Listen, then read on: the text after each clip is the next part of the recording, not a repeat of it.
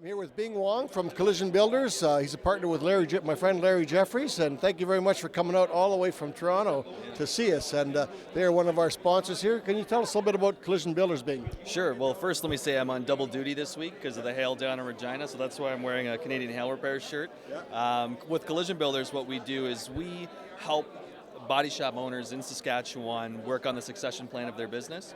The first part of our process is we do a valuation consultation.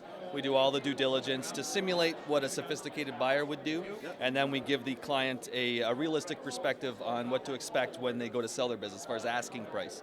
After that, we build a package, a business summary. I'll show you one of those here. Right, so we put a complete package together. This is a print copy. Obviously, we're emailing most of them, and then we send it out to all the kind of sophisticated buyers in Canada. Right. So all of the networks, anybody that's private equity backed, everybody that we know as an active buyer. Right. I would say the only gap in what we do is sometimes it's hard to find the individual operator, like the guy that's, he's maybe a body tech somewhere and he wants to buy his first shop. That's a challenge that we have to address to try to get those guys into the system. A lot of the folks in Saskatchewan, the sweet spot is really $1.5 million to $2 million in sales. Those are the easier ones to sell. There's still a lot of folks in Saskatchewan that are more rural, that are under $1 million.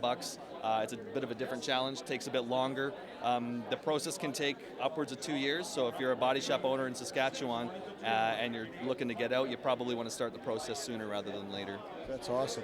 Well, I didn't realize there's so much to it, but it makes a lot of sense. I know when I did my succession planning, I started at 5 years.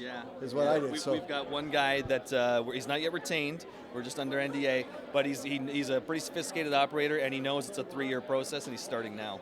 Good stuff. Bing, thank you very much. It's a pleasure having you out in Saskatchewan again. Thank you very much. You bet.